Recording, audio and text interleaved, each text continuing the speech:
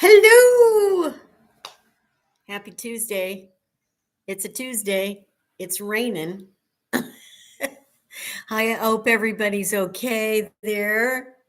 Hi, Pamela J. and Patricia and Lex to Mex and Rhonda. Hi, Susan. Hi, Diana by the beach. I hope you're still doing okay, doing well. Hi, Rick. Yes, here I am on a Tuesday. I tell you, since I spoke to everyone last on Saturday, I tell you, I had a rough weekend. My blood pressure was just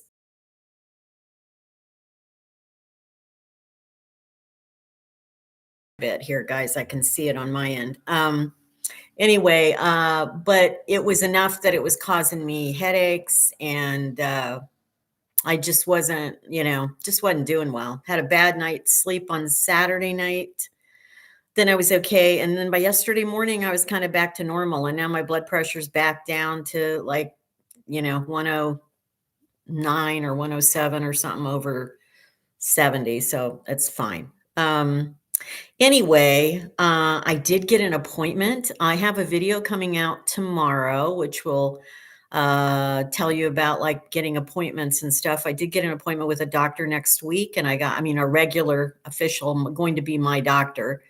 So since I'm kind of past that little, I think when I have those episodes, I don't think it's just that I had gone off the medication for a day. I think I'm having these little relapses where the COVID like affects me in my system, like in my immune system. And I think that's what's doing it. And because in between times, then I'm not completely back to normal. I still have the lower tummy thing. And again, I think that's the medication. And a viewer, actually more than one viewer, told me this, that I need to just drink a lot more water or fluids or Gatorade or something right now, because blood pressure pills, they are diuretics, so it dehydrates you. And when you're older, dehydration is like a big deal. And that makes sense because a headache can be certainly caused by dehydration. So I have been hydrating more since Sunday, and I think that's another reason I feel better.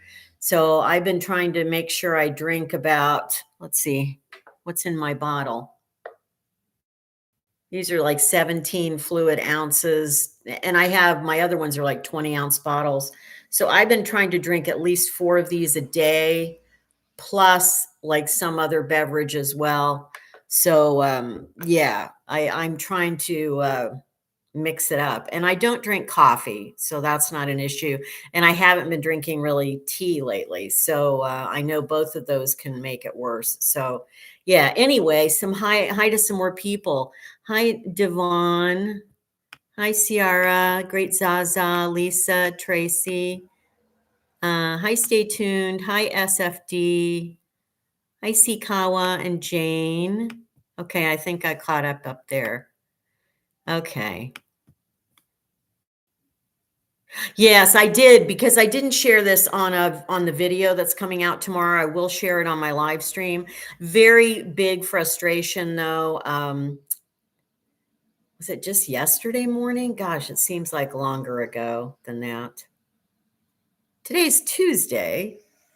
Oh, it was on Sunday. It was on Sunday. Anyway, I walked down to, because there's an urgent care that's like walking distance from where I live. I had to get a ride back though, because I can't get up the hills.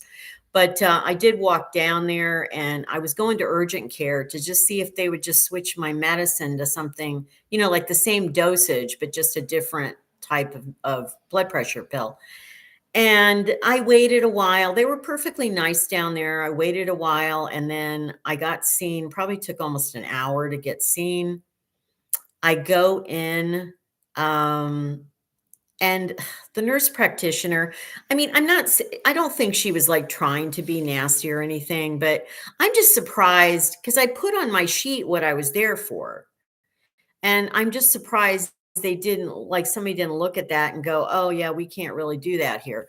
Well, anyway, long and short of it is the nurse practitioner that was there was not a doctor, but it was a nurse practitioner who can prescribe. She said she can't do that. I'm like, yeah, I'm not. And I told her what was going on. I told her the symptoms I was having and what was happening. And they took my blood pressure. And see, on Sunday, it wasn't like I still did not feel okay, but it was like 145 over like 86 or something. It wasn't high, but she just said, "Oh yeah, your blood pressure is not even that high or anything." And I go, "Well, yeah, but it shouldn't be that high.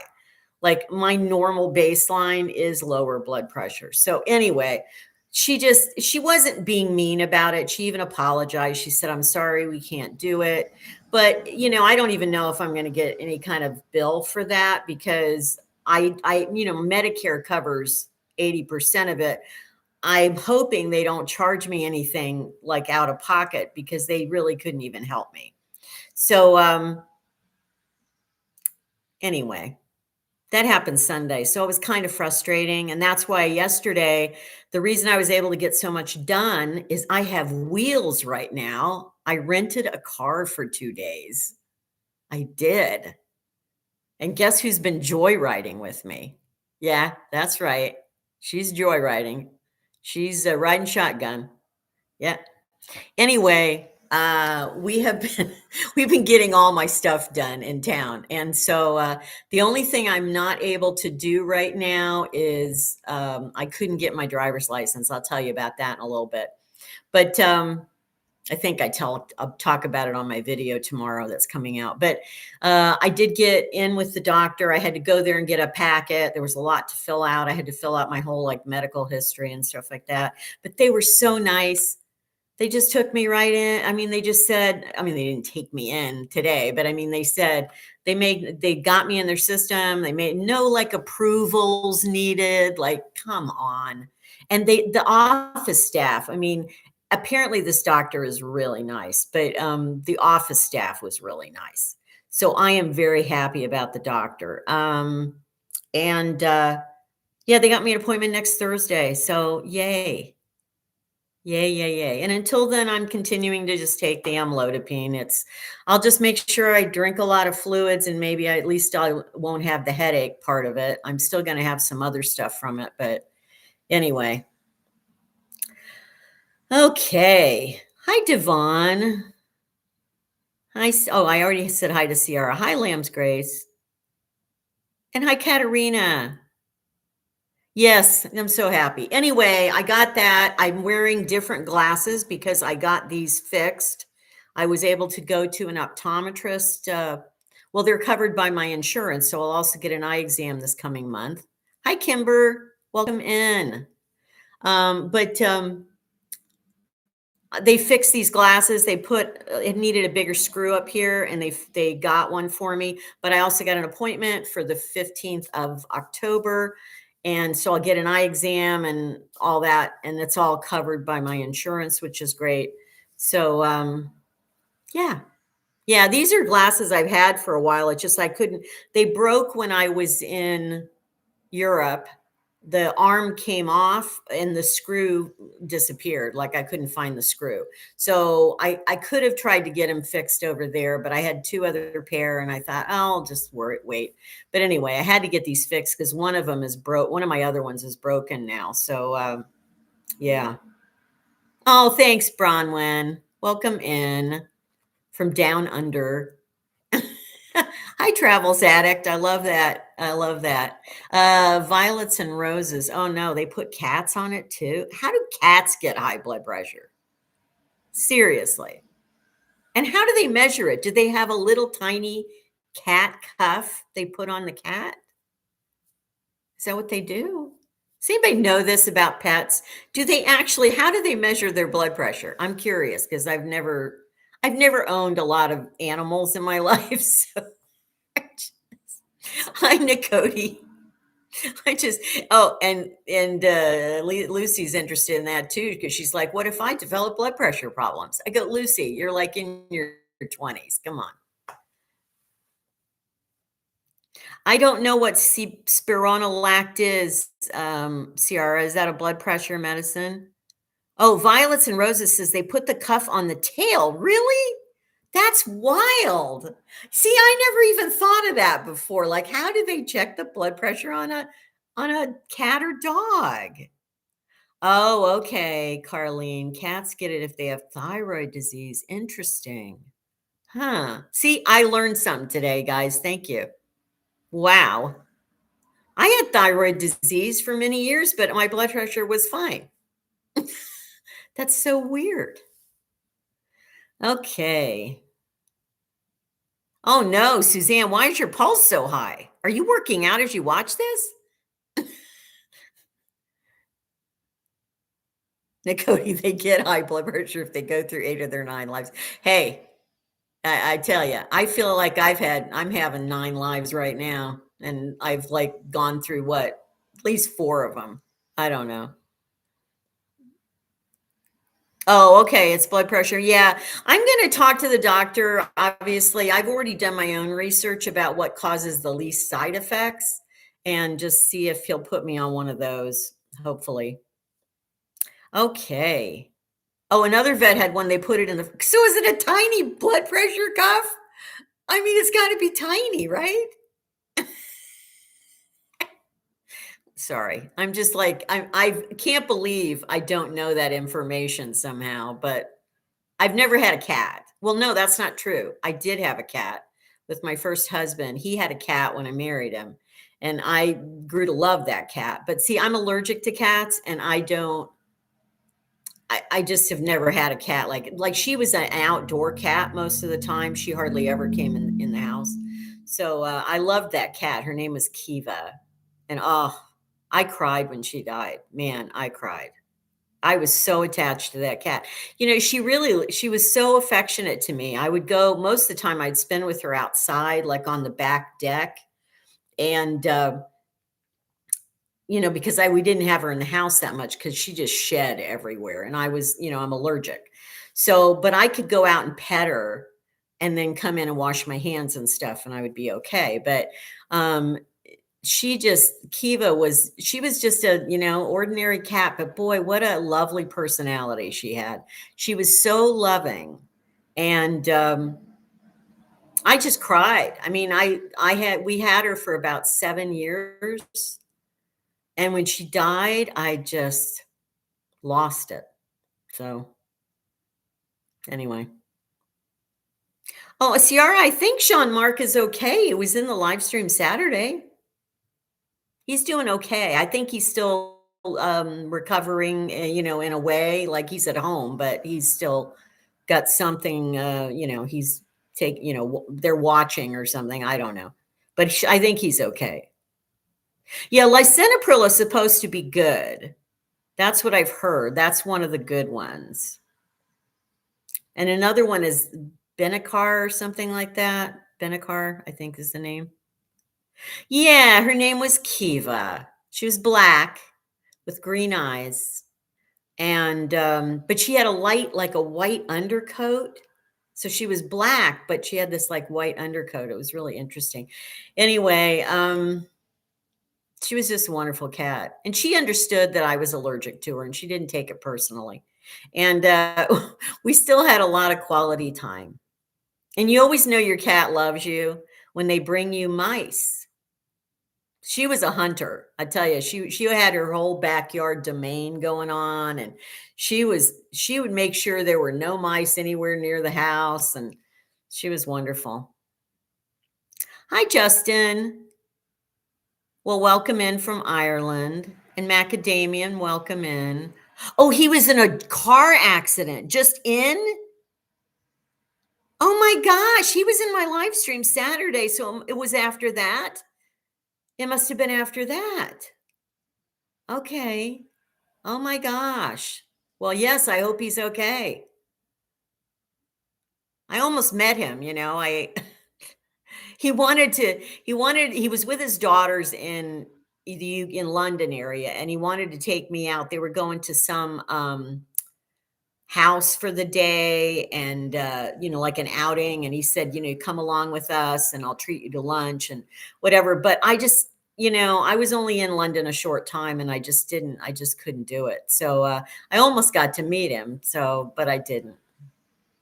Yes, well, send hopeful thoughts his way. Hopefully, he's not severely injured. Yeah, Rick. Yeah. Well, one time when she did come in the house, Kiva, she did drop a mouse in the kitchen at the refrigerator. Like she wanted us to refrigerate it or something. Yeah. But I think she developed an affection for me because this is a funny story. My first husband was a vegetarian, a complete, like he didn't even have eggs. So he didn't have eggs or fish or meat of any kind. He did eat cheese and milk or have milk. But ironically, the whole time he had this cat, which I think she was maybe 3 when I met him, when right around when we got married and stuff. And so he was trying to make her a vegetarian. I was like, "She's a cat. She's a carnivore." Anyway, I told him, I said, "Listen, this isn't good for the cat." So right away, I gave her some milk. She'd never had milk, I mean, since she was probably a kitten, and she hadn't had milk, and I gave her some milk in a saucer one day, and she lapped it up, and she looked up at me with such a look of gratitude, like, "Thank you. I can't believe you didn't even give her milk." Anyway, so right then I said to him, "You've got to get her regular cat food." And so after that, I think she knew that I had saved her somehow from this life of vegetarianism. So I think that's why she liked me. Anyway, well, yeah, they will eat some vegetables, but I mean, they need meat. They're carnivores, for gosh sake. Yes. Anyway. Yeah, I didn't keep giving her the milk, Zaza. It was just like because I mean, normally they will go for that, right? And I thought, I'll just see if like she really even wants this. Oh my gosh, she loved it. So once in a while, I give her a little ice cream too. So just as a treat. I don't know. I'm sure she was out in the wild eating mice anyway to get her protein, but whatever. I don't even know what he was giving her. I think he was giving her like beans and rice and then veggies and stuff. Oh my gosh. Ugh. Anyway, yeah, memories of Kiva. Well, that let's go ahead and start in on our topic today. So the topic today was feeling your feelings, and it relates a little bit to last week's. Where about like sharing your story, like telling somebody something that's a big thing in your life. It's upsetting you. It's traumatic. It's kind of related to that, but a little different. This is about just within yourself. You don't have to share it with anyone else. Oh, that's nice. Stay tuned. Yeah. Well, we only have one car rental place, Ciara, in town, so that's where I went. So I figure, you know what? I'll probably do this next month too. It's about, with insurance because I don't have a car myself, so I don't have my own insurance. With insurance, it's about $70 a day.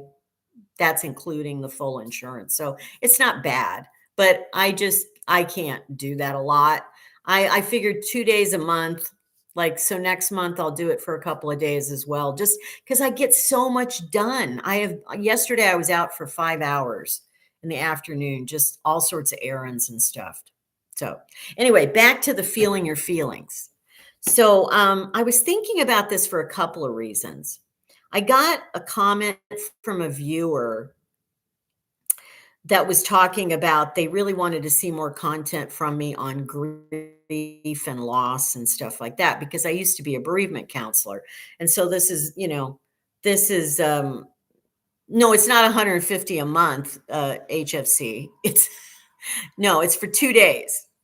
2 days. That's how much I have the car for. So that's not reasonable, but it's okay. I'd have to be fully covered. I'm too nervous to drive a rental car and not like be fully covered. So, um, okay. Yes, right, HFC. Yes, thank you. Thanks for clarifying. Yeah, for the ability to go do things right now, it's so hard to do things here without a car. So, I can still I'll still make appointments with the ride share, or not ride share, with the community transportation. I'll do that for my doctor's appointments and stuff like that. So, yeah. Okay, back to the feeling your feelings. So I'll try to stay on topic here. Um, so, um, they asked about that, like more things related to grief and loss, and everybody experiences grief and loss. And then I was reminded of it this weekend when I had a lot of feelings because I did not feel well and I was frustrated and actually terrified Saturday night because I was up half the night, like pacing around and crying. And because I just felt like my heart was pounding and my head was pounding and like I just couldn't I just couldn't sleep. And I didn't have a fever or anything. It wasn't like I had a bug. I think probably now, oh, let's have some water. I think it was probably a little dehydration and the fact that my blood pressure was, higher than normal. By the way, for those of you who are not yet 70 years old or older, I tell you, you really start falling apart at a certain point. Okay, back to the feelings. So the combination of the person asking me about grief and loss and like feeling a lot of feelings this weekend, I thought, you know what? We got to talk about why it's so important to do that. So I did found an appropriate reading in my book, Awakening by Mark Nepo here. And there's a quote he gives at the beginning of this that says, the fastest way to freedom is to feel your feelings. I know I'm buffering. Hopefully you can still hear me. Oh, Jean-Marc, are you okay? Everybody's been worried about you in here.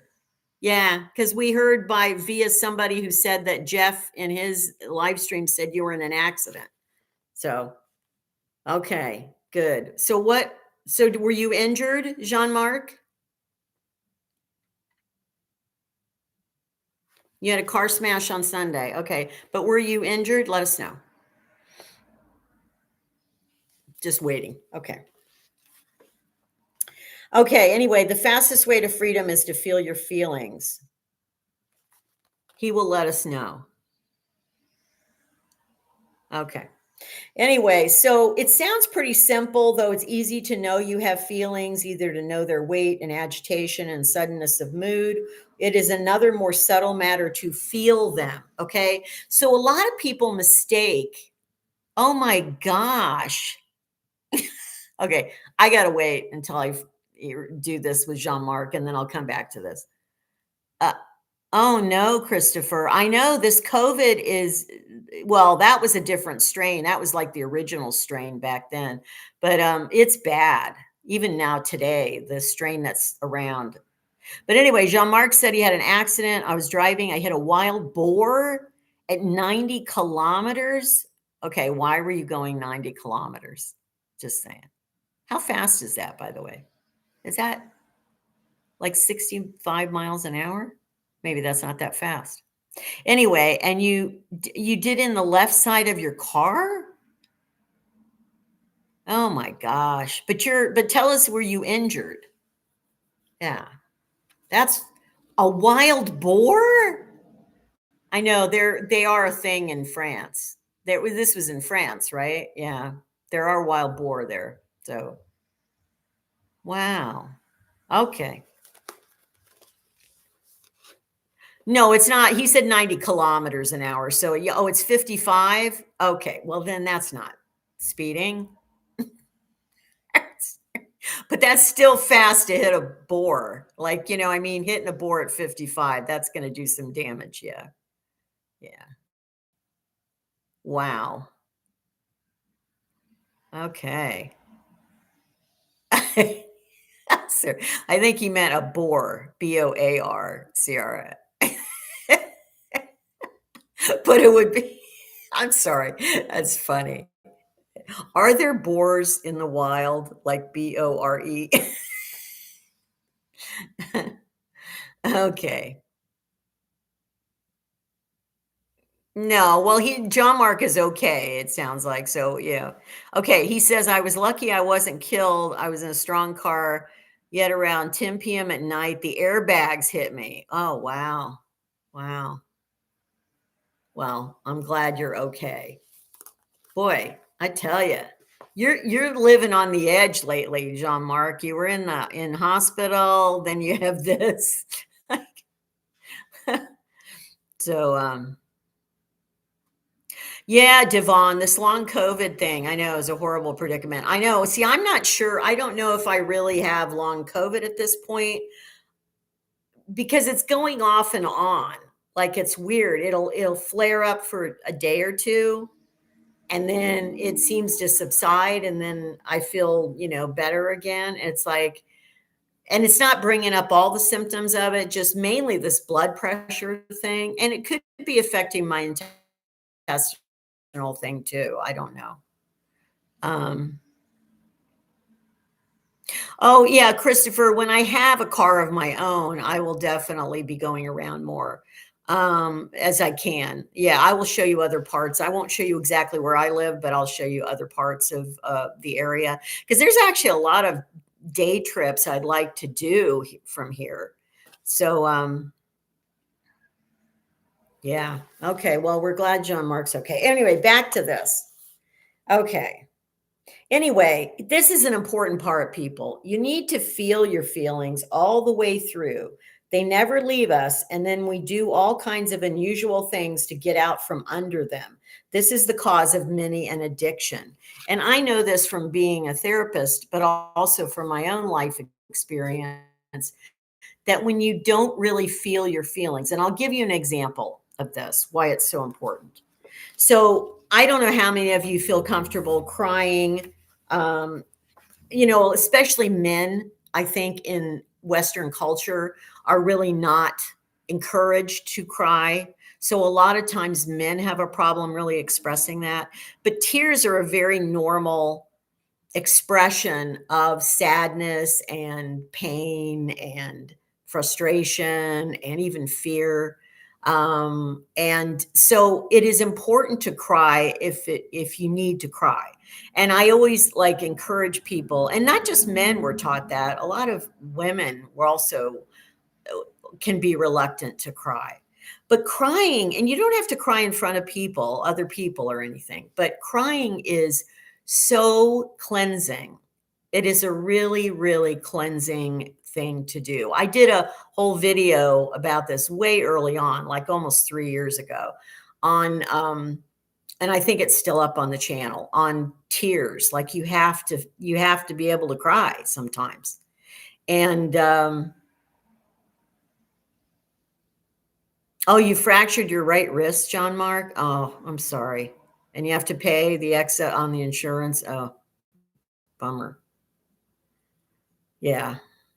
Okay. Anyway, so let me give you an example of why sometimes people think they're okay with feeling their feelings, but they really aren't. Like I'm normally a person that is pretty good with my feelings, but I found out the hard way in the last 20 years when I was going through a lot of grief and stuff in the early 2000s that I even had a problem. And here's how I knew I had a problem. So the tears would bubble up in me, and I would maybe be sitting in a chair or sitting on my bed or something like that. And I would start to cry. And within less than a minute, something would make me get up and think, oh, I got to go get something out of the kitchen or I got to do this. And because I'm crying. Oh, I'm sure, Jean Marc, I'm sure you cried when you hit the wild boar. Yeah. I'm sure the boar died, probably. Yeah. Okay. Anyway,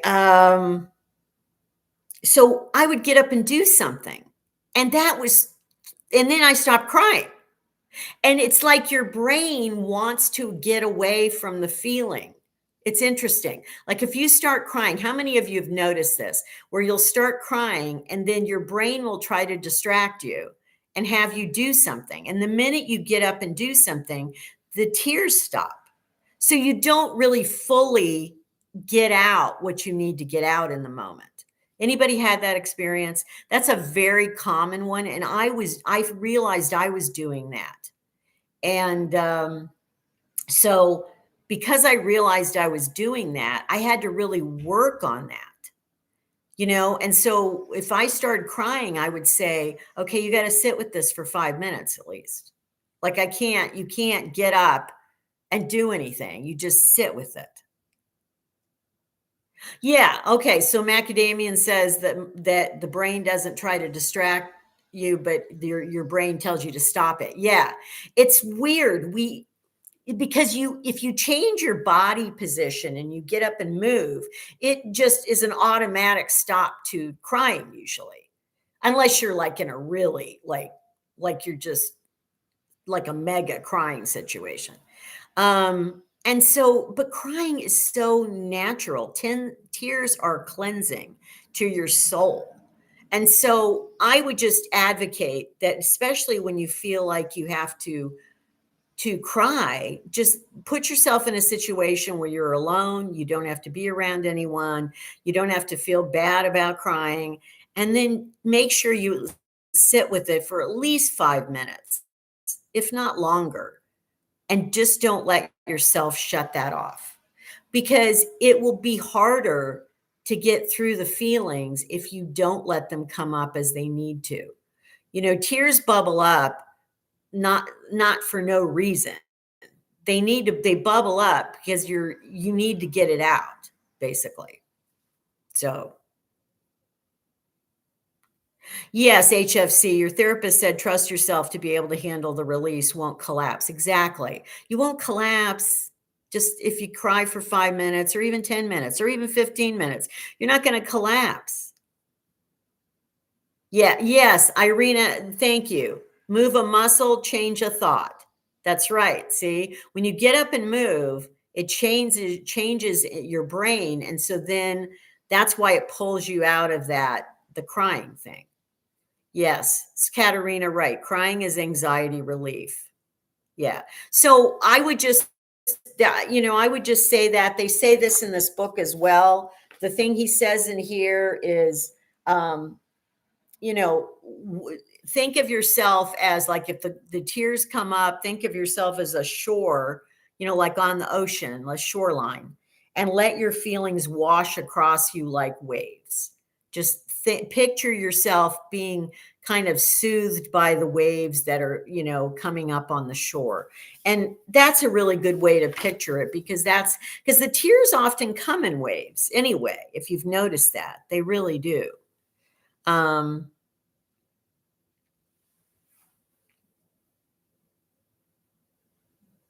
Yeah. Violets and Roses said the eye doctor wanted to give her eye drops. The frequent tears cleanse my eyes. Yeah, they do actually.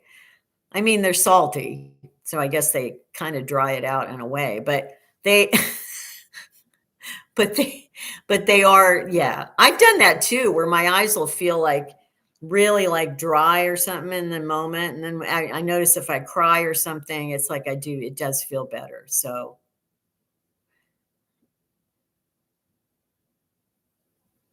yes. Yeah. And I do believe, I know there's different beliefs on anger.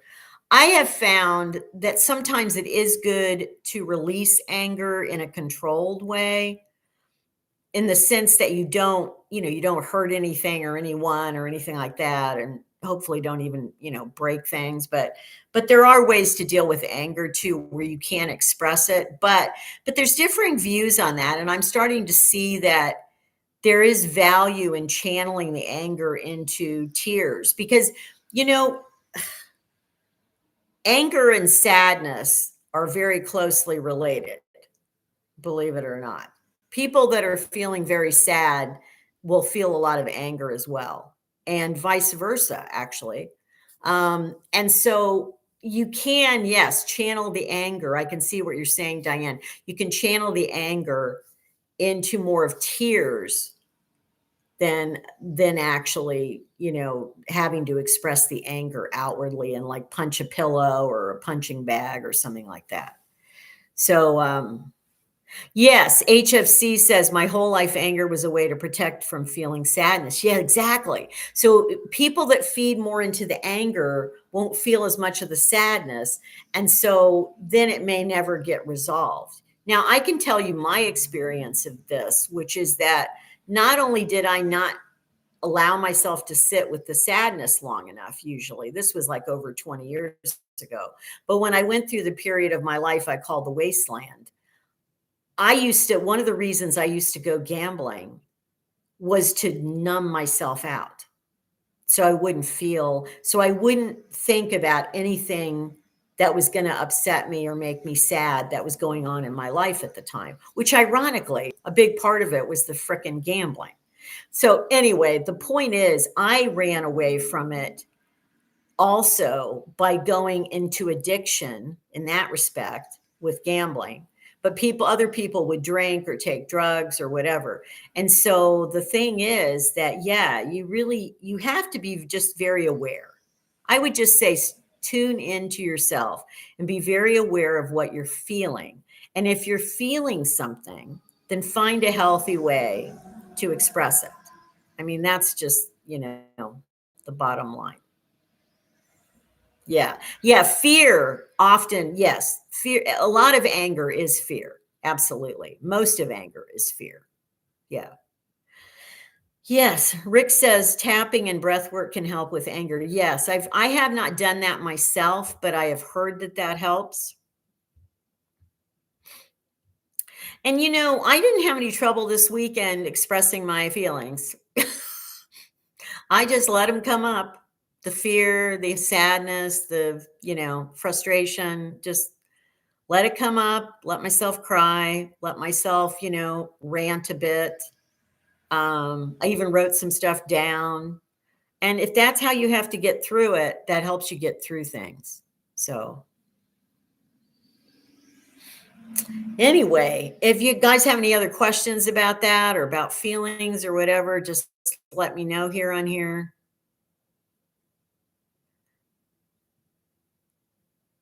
Yeah, you don't necessarily have to do anything in the moment. It's just being aware. Like, I knew I was terrified on Saturday night. I was so afraid. Fear is a really big emotion. So, Melanie is asking how I stopped gambling. I should probably do a whole video on that. I really haven't touched on that. I did a couple of videos that were like related to money where I talked about it, and I didn't really talk a lot about how I stopped. The short answer, I'll probably have to do a video on this, but the short answer is I weaned myself off of it. I know that sounds weird. I never went cold turkey initially. I just went less and less and then started waking up like to what was happening. And somehow that changed the desire. Like I just didn't have the same desire. Now, does that mean I'm safe to go into casinos all the time? Not at all. No, I would not trust myself to be hanging out in casinos. But I have been occasionally in the last, 8 years?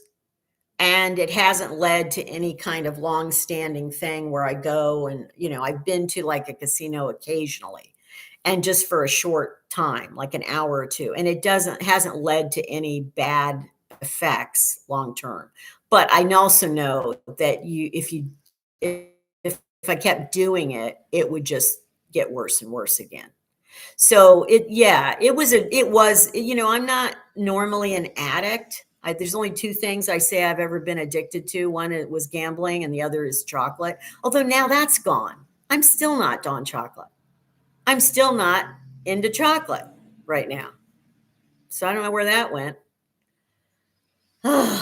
Yeah, Zaza, that's where I had got into trouble, was Arizona with the gambling. So Daughter of Earth asked why I liked it. I'm not sure I ever liked it. That's the irony of it. I like to say that the reason I started was because I needed money. which is stupid. But I was very lucky. So I actually did win money. But of course, I lost way more than I ever won. But I did win. And that's the kiss of death. That's what turns people into gamblers, is if they're really lucky. But I'm not sure I ever liked it. To me, it was a form of escape from the rest of my life. And the second reason was that, I know this sounds weird, because I was in such a destructive frame of mind. It was a way to destroy myself. I know that just sounds odd. I mean, not like get rid of myself like completely. I just thought the stress of it might just naturally kill me at the time. It was a dark period. I was not anything like I am now, guys. So it was a dark phase of my life for a few years. So yeah, that's why I did it. So it's not that I really liked it. Not really. Um, I'm not a person that even plays like games on my phone, like just normal games. I play like solitaire or something. That's it. But I don't play even, I'm not into like gaming or video games or anything like that. So that wasn't the big attraction for me. Yeah. Pamela's going, I understand. Yeah. Self sabotage. That's it, Macadamian. Self sabotage. I was so miserable that I was just thought, I mean, never was wanting to hurt myself, directly. But I just thought, this will get so bad that I know the lighting keeps changing because of I have a light up here, but also the outside light. Well, it's good you're obviously a person that's not prone to get hooked on that. The thing that hooks most people, because I wasn't hooked initially, um, it took a while. But what hooked me is you win that first big jackpot, and then that's it. Like it just does something to you because you're like, oh, well, I could keep doing this, which is stupid because obviously you can't keep doing this all the time. So, yeah. Hi, Maria Joanna from Finland. Thanks for joining in.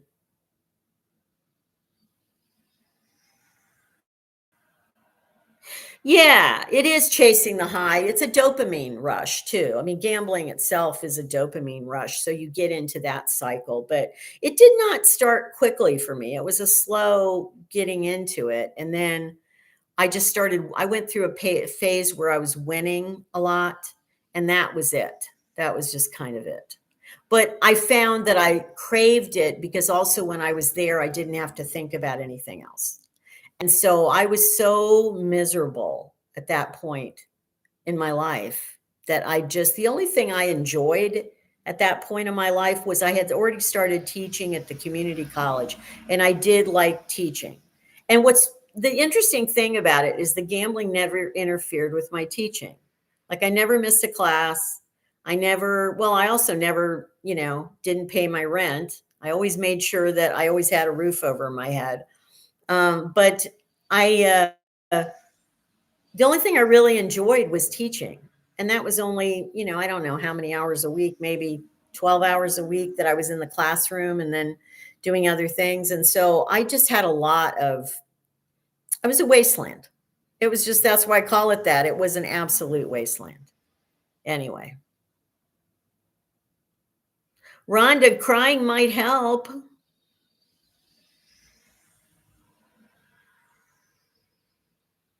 Thank you, Pamela, for saying that. Oh, yeah, gambling is diabolical. Well, nowadays, especially slot machines are designed to keep you hooked. I mean, they actually hypnotize you. When you sit in front of a slot machine, the way they're designed now, it's not the simple three reel thing most of the time anymore. And they are designed to hypnotize you so you can't move. Like you literally all you're doing is focusing on the screen.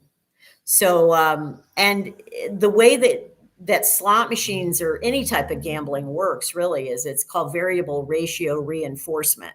That's what it's called in psychology. And variable ratio reinforcement means that you don't know when you're going to win. You don't know when you're going to get your reward. And that is more compelling than if the way it was set up is you had to play 10 spins and then get a reward of something, it wouldn't be as compelling as it is where you have no idea how long it's going to take to win. So that's what it's a really a double whammy of psychological factors that get people really hooked on slot machines in particular. But yeah. Oh yeah, Jean-Marc, it's crazy. I even saw, I mean, I had some crazy behavior myself when I was hooked on it, but in the worst of it. I'd say I was in the worst of it for about 5 years, but I didn't do some of the craziest behaviors. Like some people, it's bad. I mean, they will stay all night. They won't sleep. Things like that. So yeah, it's a whole yeah. But a lot of people do go through their own personal wasteland. I'm sure some people it's a less time than others.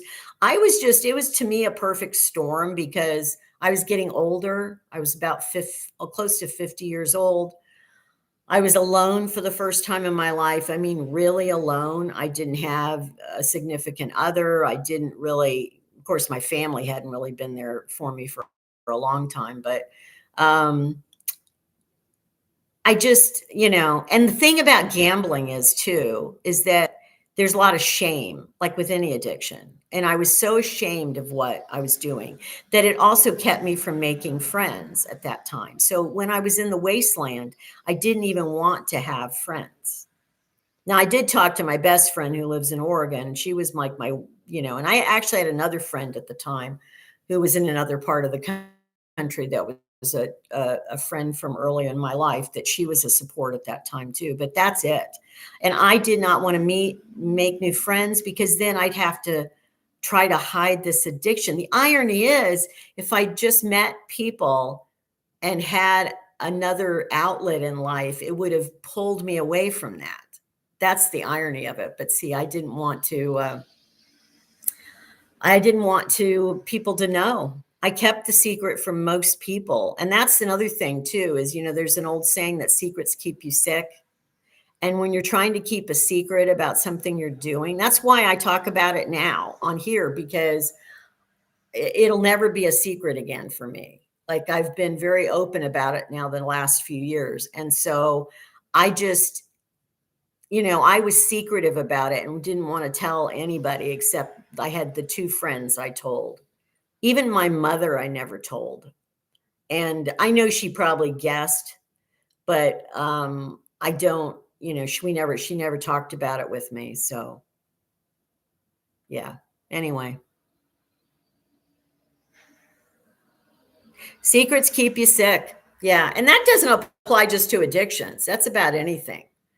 When you have a lot of secrets, my mother had a lot of secrets in life, and it certainly kept her sick. Let me tell you. So, yeah, you have to open things up to the sunlight. You have to open things up and be honest about things. And then if I had just been honest, gosh, if I'd been honest years before, I would have avoided so much more pain. So, yeah. Okay, well, we're going to go about 10 more minutes. So this is your chance to ask me any questions about this kind of thing or anything else that you want to know today. Again, I advocate you feel your feelings, especially the sadness one. And because it's got to bubble up, guys. Otherwise, you're going to have a hard time healing from it.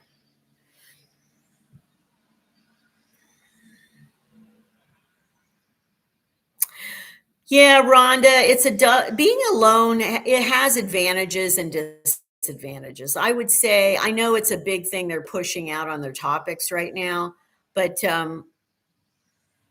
there's good and bad to it. There are good things about being alone, but there are negative things about being alone too. So it's kind of like a balance. It's, I think, finding a balance. I did not. I don't know macadamia. And if you mean a favorite slot machine, I had this one. I was a very weird gambler. Okay. I was not, I'm picky. I'm a picky person. So I'm a picky eater. I was a picky gambler. I would only go to one casino when I was in Arizona, which is where that's basically where I was gambling. And I would only go to one casino, and I only had certain machines I really liked to play. So I was very like picky. So when I got into trouble, macadamia, and it was slots. But when I first ever gambled, before I ever had a problem with it, I liked roulette. I loved roulette. And the few times I went to Vegas when I lived in northern Arizona before I ever got really hooked, um, I would only just play roulette. I didn't even like playing slot machines at first. So, yeah. Yes, Rick, that's true. And being alone is not necessarily an active choice. I mean, sometimes we're just, life circumstances, we're alone, I mean, I'm relatively alone in my life at this point, and part of that, part of that is out of my control to some degree. So, yeah, that's true. Thank you for saying that. Oh, yeah, Mary, that's a good one. Feelings and food is a big one. Yeah, a lot of people stuff their feelings with food. When I get too upset, I'm like you, I don't eat. I'm not hungry. If I'm really upset, like really sad, really anxious, really fearful, I have no appetite. Yeah. But some people, when they're really upset, they stuff their feelings with food. And I'm sure I've done that with when my feelings weren't as like dramatic.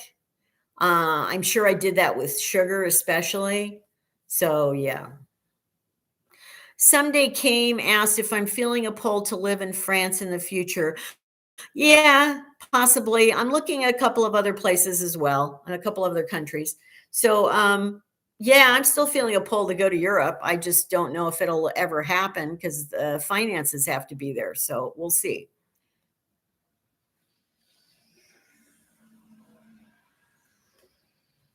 Do you mean Ciara? Where did I go with my rental car? Well, I just picked it up yesterday. I'm turning it in tomorrow. As soon as I get off the live stream, I'm driving down to the main part of town, the old, street, and I'm going to have lunch. I've not had a really good lunch since I've been here. I've had a couple of fast foods at KFC and I think, oh, and I ate at one Italian restaurant the first week I was here. Other than that, I've not had any like restaurant food in like what, 3, 4 weeks now. But there's a nice restaurant in the main part and they have salmon, and I would like salmon for lunch. So I'm going to go and have that. And then I'm going to walk around a bit, even though it's raining. I'm going to bring my umbrella and my raincoat, and I'm going to walk around. So, yeah.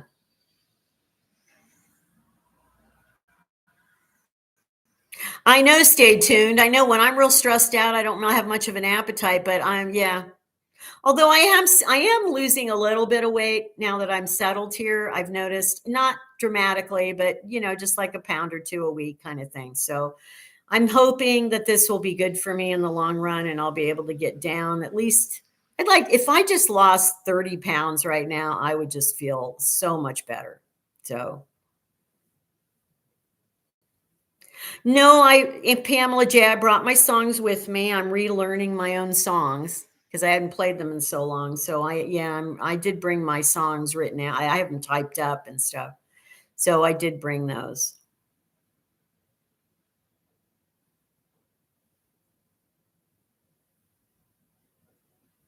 Hi, Faith. Oh, EJ's asking feelings about upcoming holidays and how they affect. Yes, I'll talk about that more as we get a little closer, like in the next month in October. That's a good. Thank you for the suggestion. Yeah, feelings and emotions during the holidays when you're estranged is a big one. So, yeah. Well, I'm going to be alone this holiday. Guess what I'm going to be doing on Christmas Eve? I'm going to have a Christmas Eve live stream. So be there. I did it last year too, but this year I am alone for Christmas. So I will be enjoying a Christmas Eve live stream. Katerina, I'm not going to tell you where I think I'm likely to get. Now, again, this all depends on YouTube and how I'm doing on that in a year. But yeah, I would know. I'm looking to go for the rest of my life. Honestly, that's the truth. I'm looking for a long-term thing. Yeah.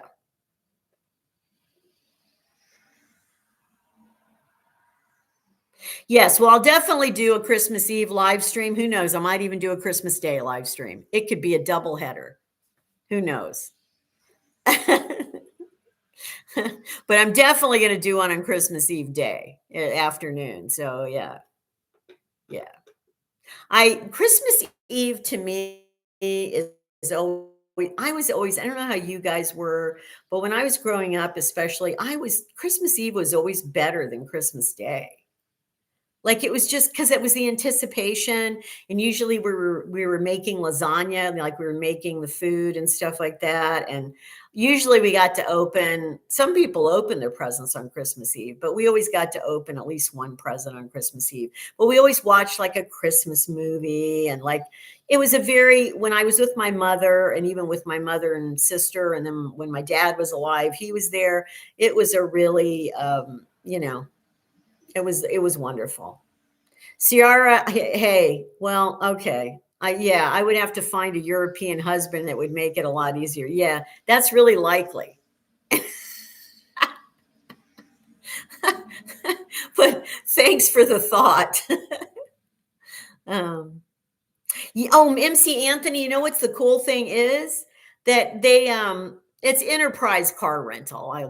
That's the only one they have. So yeah, they picked me up and then took me back, and I did all the paper, it's on a computer now, but I did everything and they gave me the car. And then when I dropped the car, they're going to give me a ride back home. So yeah, that's nice too. It really is. Good. A lot of you can join in on Christmas Eve. Good. Hey, let's get some more likes up there, people. We're at 130 likes. We got to get that thumbs up. Come on. We can get up to 140 at least, maybe 150. I don't know. We don't have a ton of people in here today. So you're the only available in the room, Jean-Marc. Yeah, you're too young for me, Jean-Marc. uh,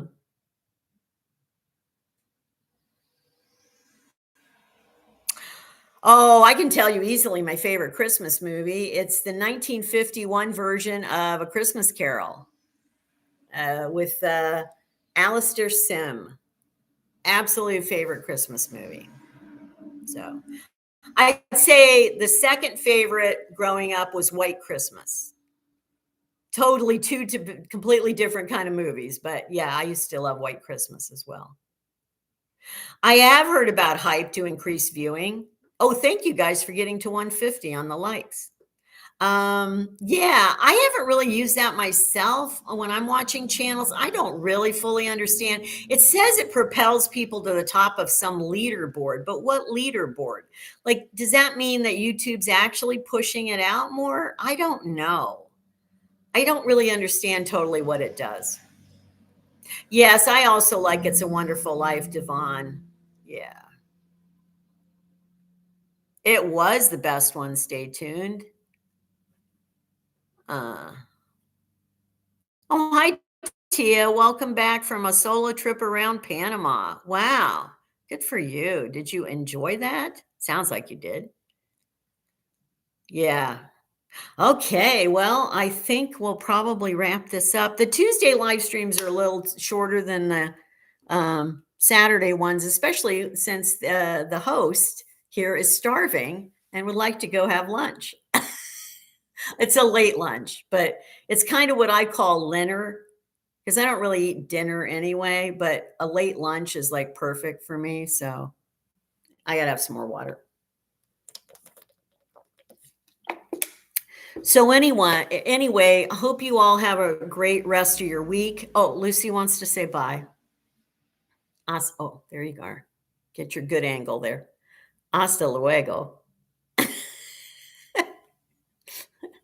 Yes, thank you all. Enjoy your week as well. There will be a video out tomorrow and there will be a live stream on Saturday. So the normal live stream. So please join back with me. I'm not sure how long I'm going to continue the Tuesday live streams. We'll just see how it goes. I'm not getting as many people watch them.